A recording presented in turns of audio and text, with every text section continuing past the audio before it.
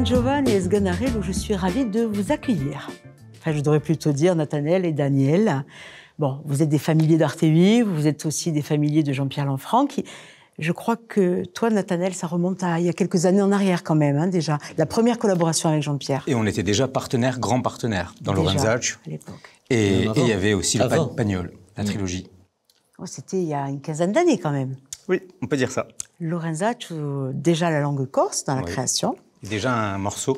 Déjà un beau morceau. Et puis pour toi, Daniel, c'est un peu plus fréquent, très régulièrement. On te retrouve avec Jean-Pierre. Ouais, bon, ça fait pas longtemps que j'ai commencé le théâtre, hein, mais... Oui, un jeune débutant. Ouais. Comment ça s'est passé? Parce que moi, on m'a dit que quand Jean-Pierre t'a appelé, tu n'as même pas cherché à savoir quel était le thème, le projet, tu as dit oui. Est-ce que c'est vrai? En fait, on s'est loupé sur il y a plein de projets sur lesquels on s'est rendez-vous manqué. Eh oui, pour des histoires de dates, voilà. De toute façon, c'était sûr que je voulais retravailler un jour avec Jean-Pierre. Et sur Don Juan, c'est des cadeaux pour acteurs, donc ça se refuse pas. Daniel, toi, tu aurais aimé jouer le Don Juan? Eh ben oui, mais ça aurait été un beau défi. Mais Sganarelle, c'est un personnage tellement magnifique. Et puis, disons que pour moi, le voyage est moins long, quoi, pour aller jusqu'à Sganarelle, tu vois, que pour aller jusqu'à Don Juan. Si tu vois ce que je veux dire. Il paraît il vaut mieux, quand on fait un casting, choisir toujours le comédien qui se rapproche le plus du personnage. Parce qu'on peut jouer tous les rôles, mais c'est plus ou moins crédible. Donc tu es en train de dire que Nathanaël, c'était vraiment lui, quoi. Ah oui, c'est lui. C'était une évidence. Je suis pas d'accord. En tout cas, vous êtes tous les deux très présents dans cette pièce, hein, on peut le dire, vous êtes pratiquement dans toutes les scènes. Et je voulais vous demander ce que ça avait supposé pour vous de travailler ces deux rôles. Je vais commencer par toi, Nathanaël, parce que je crois que ça a été vraiment par couches successives.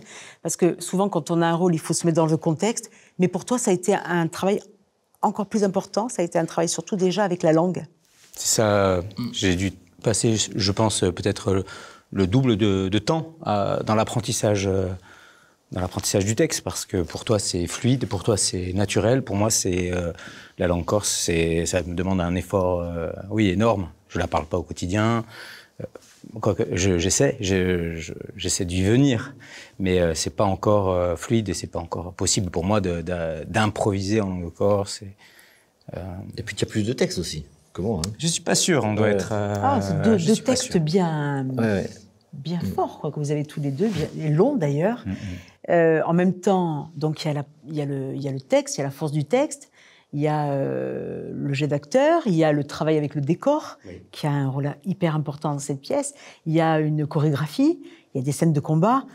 Et puis il y a le sens quand même, c'est-à-dire que déjà en français, ces mots-là, il y a un travail à faire, il y a quand même une réflexion à mener, il y a du sens derrière ces mots, et ce langage assez empoulé, ou ancien en tout cas, c'est pas le Molière, enfin on parle pas comme ça en français aujourd'hui, donc je pense qu'aussi en langue corse on s'exprime pas comme ça dans la rue aujourd'hui.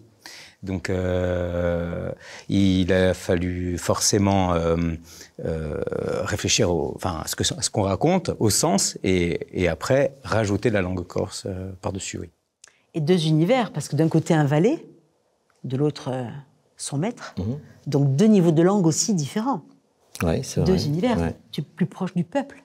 Oui, toujours, sans lui. Ce que je veux dire, c'est que la langue corse, c'est une langue de théâtre. Franchement, hein, ça claque, ça sonne, dès qu'on arrive à l'avoir vraiment en bouche, c'est une langue qui sonne. Comme pour le chant, vraiment, bien sûr. Comme pour le chant, mais peut-être encore davantage. Ça résonne. Hein, Sonia?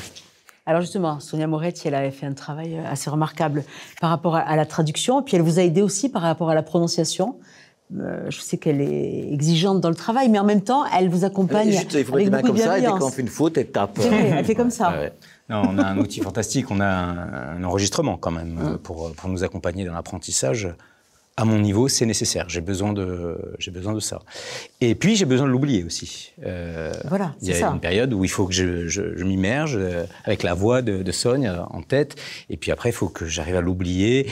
Et oui, il y a un rythme à trouver. Et puis avec les répétitions. Et après, il y a la mémoire du corps qui intervient. Donc, c'est... Sganarello, c'est vraiment un personnage hyper intéressant. Je crois que c'est le plus intéressant que j'ai joué, ouais. Explique-moi, en quoi il t'a séduit, toi, ce personnage? Parce qu'il y a toute l'humanité en lui. Il y a toutes les contradictions aussi. Les contradictions parce qu'à la fois, il aime son maître et à la fois, il le déteste. Et les deux sentiments cohabitent vraiment. Et on ne peut pas jouer deux choses en même temps au théâtre, mais on les joue juste l'une après l'autre. Et c'est vraiment intéressant à jouer. Et puis, jouer avec Nathanaël qui... Bon, on s'amuse... Maintenant, quand on commence à maîtriser un petit peu le texte, on s'amuse plus, on joue vraiment. À chaque fois qu'on joue, ben, on revit cette aventure, quoi. On s'immerge complètement, on est dans l'histoire, et il se passe des choses. Et ce qui est merveilleux au théâtre, c'est que c'est jamais vraiment exactement la même chose. Il y a toujours... Oui. petit plus. Ah bah oui. Ah oui. Le Sganarelle de ce soir, ça sera pas le même que celui de cet après-midi en répétition. Non, je l'ai pas encore vu, mais non, mais c'est vrai. Jean-Pierre, il vous laisse un peu cette liberté aussi de tenter des choses aussi. Bah oui, bien sûr. Après, il nous dit bon là, bon ça, garde-le, ça. Si tu peux l'enlever, c'est bien, ou ça, oui, garde-le, fais-le. Oui. On a un cadre précis. Il y a un cadre précis qui nous laisse la liberté à l'intérieur. Au niveau, enfin, bien sûr, au niveau des nuances, et on peut continuer à chercher, s'amuser, mais en respectant un certain cadre, que ce soit pour respecter un dispositif, le travail des collègues, pour que ça reste cohérent, tout ça. Et donc, ouais, c'est vrai qu'il a fallu aussi apprivoiser le décor, parce que le carrousel, comme ça, de la Litch, c'est une super proposition, mais pour que le public puisse y voir des arbres ou enfin, le décor qui se présente, il faut que nous le voyons aussi. Donc, ça demande vraiment un travail, là aussi. C'est très chorégraphié. Oui. Millimétré, même, hein, on peut le dire. Alors, je disais un personnage attachant, Sganarello, qui est finalement le confident.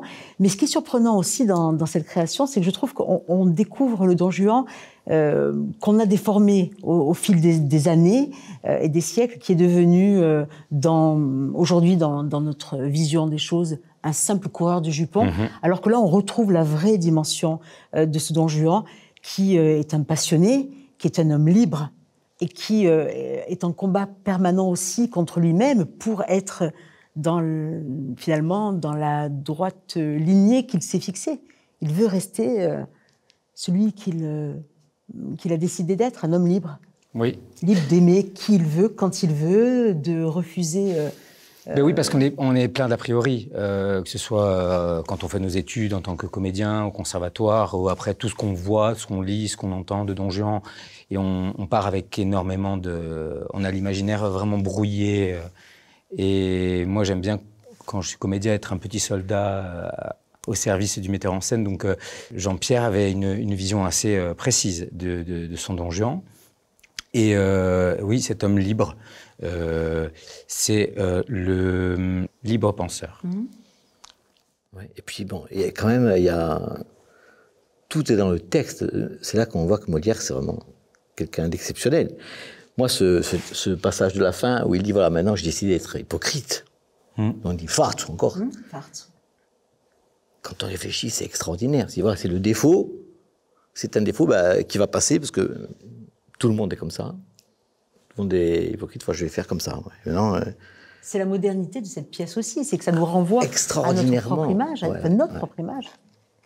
Ça vous a fait vous questionner sur vous-même aussi? Ah, ça fait bouger, hein, ouais, c'est sûr. Oui, il y a des rôles qui font plus bouger que d'autres, mais oui, effectivement, ces rôles-là font bouger. Et, par rapport à ça, moi, les questions qui se soulèvent là de plus en plus, c'est moi, je me sens de plus en plus le valet de Sganarelle, en fait. Plus la pièce avance et plus j'ai à apprendre de lui. Et je suis impressionné par sa... Il n'a pas lu les livres, mais il a une philosophie, il a une manière de... Quand tu joues avec ce fil, et Je me dis, mon Dieu, qu'est-ce que j'aimerais avoir pas cette innocence, cette candeur, ces illusions. Donc pour moi, c'est lui mon maître de plus en plus. Et on sent le rapport, en fait, la force qu'il y a entre les deux, qui est vraiment touchante, qui réussit dans cette création. Tout à l'heure, vous allez rencontrer le public après la représentation sur François Corziliasté. Qu'est-ce qu'on vous a déjà demandé au sortir de cette pièce? Parce que je sais qu'elle a été jouée. Vous avez joué sur des grandes scènes, vous avez joué aussi dans des villages. Quelles ont été les questions qu'on a pu vous poser qui vous ont vraiment touché, déstabilisé? Moi, c'est pas, je ne vais pas répondre exactement à ta question, mais on a joué à un moment dans un village à Rouzadzia, où le décor rentrait juste dans la nef, et c'est une église qui n'a pas de toit. Et là, j'ai l'impression qu'on était vraiment dans le vrai décor de Don Juan. Et là, il s'est passé quelque chose. Hein. Et à un moment donné, il y a un oiseau qui est tombé sur la scène. Qui est tombé sur scène. Ah, oui. Ouais. Et Sganarelle, elle j'ai joué avec. Comme un signe du ciel. La question des gens, c'était comment vous avez fait le truc de l'oiseau? C'était un vrai oiseau, oui. C'était un vrai oiseau qui a certainement été ébloui par les projecteurs et qui est tombé. Non, j'ai pas dit ça. J'ai dit que c'est Jean-Pierre qui avait. Dernière question. O viaggio di l'uomo e o scambiamento? Oh non. Ah non, là, c'est pas bien. Qu'est-ce qu'il dit? Attends, oui. C'est intéressant à écouter ça. Génial. Hein.